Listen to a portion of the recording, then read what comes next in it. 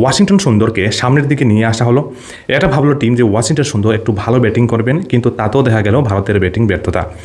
South Africa প্রথম bat করে 159 রানে অল আউট হয়ে যায় সাউথ আফ্রিকা। সেই জায়গাতে ভারতীয় যে খেলোয়াড়রা রয়েছে, ভারতীয় যে ব্যাটাররা রয়েছে, তাদেরও কিন্তু ব্যাটিং ব্যর্থতা অবশ্যই কিন্তু দেখা যাচ্ছে। সাউথ আফ্রিকার সাথে 2টি ম্যাচ খেলবে ভারত, টেস্ট ম্যাচ খেলবে, আর তার মধ্যে প্রথম ম্যাচ কাল থেকে শুরু হলো, আজ ম্যাচের দ্বিতীয় দিন। কাল ভারত খুব ভালো বল করলো, যেখানে জসপ্রীত বুমরা আমরা দেখলাম 5টি উইকেট কিন্তু জসপ্রীত বুমরা নিয়ে নিল। বাট আজকের দিনটা শুরুর দিকে, কালকের দিন ভারত যখন ব্যাট করছিল, তখন আমরা ভাবলাম যে না, ভারত ভালো ব্যাটিং করবে এবং একটা 300-400 রানের একটা ভালো একটা বড় স্কোর অবশ্যই ভারত করবে এবং 150-200 রানের একটা লিড দেবে অবশ্যই সাউথ আফ্রিকাকে। কিন্তু সেটা আর হলো না। কীভাবে হলো না, এই বিষয়গুলো আলোচনা করবো। কে কী করলো না করলো, এই বিষয়গুলো বিস্তারিত আজকের ভিডিওতে আমরা জানবো। তো প্রথমেই যদি সাউথ আফ্রিকার কথা বলি, তো সাউথ আফ্রিকার যে ব্যাটিং পারফরমেন্স রয়েছে, এটা কিন্তু এই ম্যাচে দুর্দান্ত। ফার্স্ট ইনিংসে প্রচণ্ড খারাপ হলো, আর যার ফলে খুব কম রানে 159 রানের মধ্যে কিন্তু তাদের অল উইকেট ডাউন হয়ে যায়।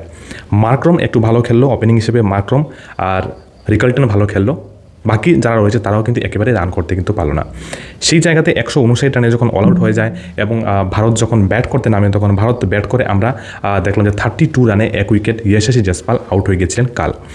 আজ যখন শুরু হয়, তখন KL রাহুল একটু ভালোই খেলছিলেন এবং KL রাহুল ভালোই খেললেন, কিন্তু বেশিক্ষণ খেলতে পারলেন না ওয়াশিংটন সুন্দর এবং KL রাহুল মাত্র 39 রান করতে পারলেন, আর ওয়াশিংটন সুন্দর 29 রানে তিনি কিন্তু আউট হয়ে গেলেন। এবং তার সাথে সাথে যেমন শুভমন গিল রিটায়ার্ড হার্ট হয়ে গেলেন, এবং শুভমন গিলকে দেখা যাক আমরা পাবো কিনা আবার। আর ঋষভ পন্থ একজন মারমুখী ব্যাটসম্যান, আর এটাই তিনি ভুল করেন। তিনি যখন মারমুখী হয়ে ওঠেন তখনই ওনার উইকেটটা কিন্তু চলে যায়। তো ঋষভ পন্থ মাত্র 27 রান করতে পারেন। তাছাড়া রবীন্দ্র জাডেজাও কিন্তু 27 রানে আউট হয়ে যান। ধ্রুব জুরেল 14 রানে আউট হয়ে যায়। আর এই সাথে ভারতের 180 রানে 7টি ইম্পর্টেন্ট উইকেট ভারতের কিন্তু চলে যায়। এবার যারা পেছন দিকে আসবে, সবাই ট্যালেন্টরা আসবে, বোলাররা আসবে, দেখা যাক কত করতে পারে। যদি 250 বা 200 ক্রস করতেও যদি পারে, তাহলেও একটা ভালো রান হবে, 50 রানের লিড নিয়ে নেবে।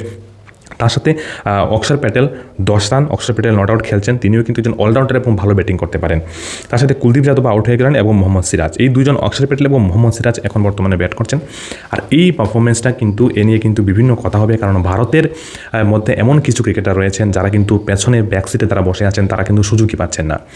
এই জায়গাতে যাদেরকে সুযোগ দেওয়া হলো, তারা যে একেবারে খারাপ খেলোয়াড় এমন কিন্তু নয়, তারাও কিন্তু একেবারে খুব ভালো খেলোয়াড়। ওপেনিং হিসাবে ইয়শাসী জয়সওয়াল এবং KL রাহুলকে নির্ধারণ করা হয়েছে, দুজনেই কিন্তু খুব ভালো। বাট দেখা গেল এই জায়গাতে তারা কিন্তু রানটা করতে পারছে না। মার্কো ইয়ানসন কিন্তু নিয়ে নিল ইম্পর্টেন্ট 2টি উইকেট, এবং সে 13 ওভার করে এবং 4টি মেডেন 30 রান দিয়ে 2টি উইকেট পায়। আর তার সাথে সাইমন হার্মার কিন্তু খুব ভালো বল করছে এবং স্পিনটা খুব ভালো হচ্ছে এবার। তবে ভারতের কাছে ইম্পর্টেন্ট বিষয় হলো যে ভারতের কাছে 4জন কিন্তু স্পিনার রয়েছে, এবং ভারতের স্পিনিং দাপটটা কেমন হয় সেটা অবশ্যই আমরা কিন্তু দেখতে পাবো। সো এখন অবধি যে ইন্ডিয়ার যে স্কোরটা রয়েছে, এটা 180 রানে 7 উইকেট চলে যায়, আর যেখানে সাউথ আফ্রিকা 159 রান করেছিল। তো দেখা যাক ভারত কত রানের লিড নিয়ে। আমার মনে হয় যে আজই আবার কিন্তু সাউথ আফ্রিকাকে ব্যাট করতে আসতে হবে। যেভাবে স্পিন হচ্ছে বল, এই বলগুলোকে খেলা কিন্তু খুব বেশি কষ্টকর হচ্ছে ভারতীয় ব্যাটসম্যানদের জন্য।